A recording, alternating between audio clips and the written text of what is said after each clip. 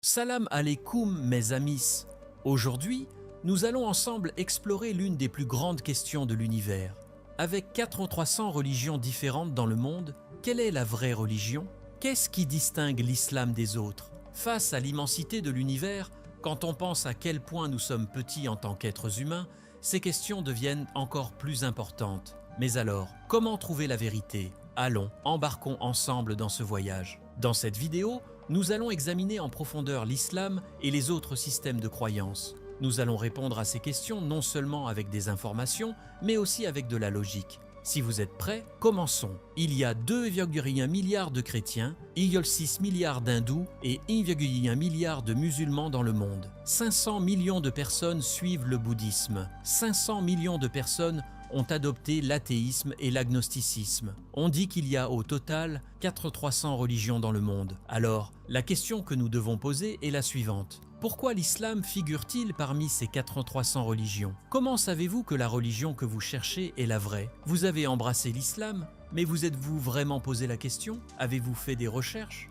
C'est une question que chaque personne éduquée se pose. Commençons par la théorie du doute cartésien du philosophe Descartes. Descartes nous présente un argument avec l'exemple du panier de pommes. Si vous avez un panier plein de pommes, vous devez retirer les pommes pourries et ne garder que les bonnes. C'est une approche valable pour trouver ce qui est vrai. Nous allons donc essayer de trouver la bonne religion parmi ces 4300. Comment cela est-il possible? Si vous êtes prêts, partons pour ce voyage. En physique, pour qu'une chose existe, elle doit avoir le potentiel de se réaliser. Par exemple, un avion doit pouvoir voler, mais si un bébé essayait de faire voler un avion, vous comprendriez tout de suite que c'est absurde, car vous ne verriez pas cette force chez le bébé.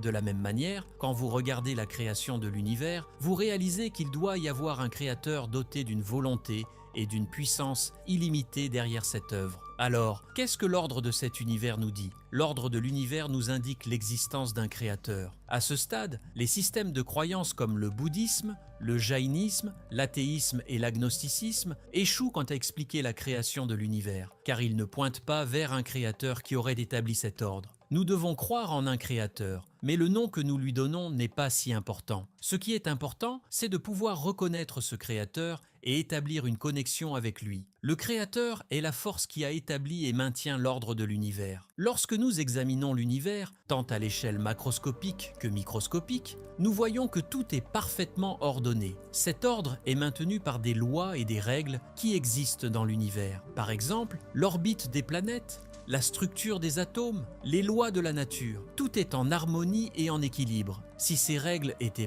perturbées, il en résulterait un chaos dans l'univers. Cela signifie que s'il y avait plusieurs créateurs, l'ordre serait rompu. Par conséquent, nous concluons qu'il doit y avoir un seul créateur. Maintenant, posons une autre question. Comment ce créateur s'est-il présenté à nous? Le christianisme et le judaïsme sont éliminés à ce stade, car la croyance en la Trinité dans le christianisme et certaines croyances contradictoires dans le judaïsme montrent que ces religions ne sont pas compatibles avec l'idée d'un créateur unique. La Trinité voit Dieu comme trois entités distinctes, tandis que le judaïsme croit que Dieu n'a été envoyé qu'à un groupe particulier de personnes. Cette conception entre en conflit avec l'idée d'un créateur universel. Par conséquent, il ne reste qu'une seule religion, l'islam. Pour comprendre si l'islam était la vraie religion, il suffit d'examiner les miracles scientifiques et les prédictions futures dans le Coran. Le Coran mentionne l'expansion de l'univers, les développements embryologiques, la descente du fer et bien d'autres faits scientifiques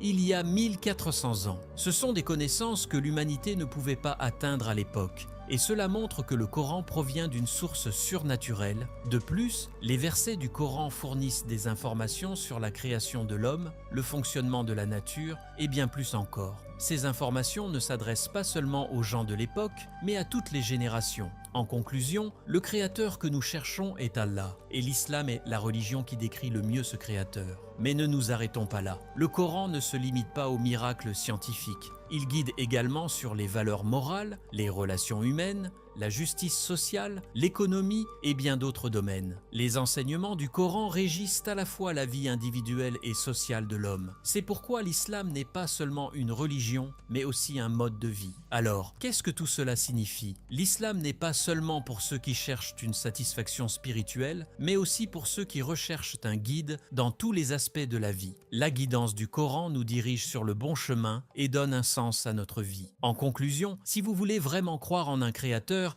et façonner votre vie selon cette croyance, vous devez étudier en profondeur l'islam et le Coran et comprendre la valeur de cette guidance. Ce voyage peut être difficile, mais la vérité que vous trouverez à la fin en vaudra la peine. Oui mes amis, aujourd'hui, nous avons cherché la vraie religion parmi 400 et avons examiné ce qui distingue l'islam des autres. N'oubliez pas, ce voyage ne se limite pas à l'information. C'est aussi un voyage de questionnement, de réflexion et de ressenti avec votre cœur. Si cette vidéo vous a apporté une nouvelle perspective, n'oubliez pas de liker et de vous abonner. Restez connectés pour des vidéos sur des sujets encore plus profonds.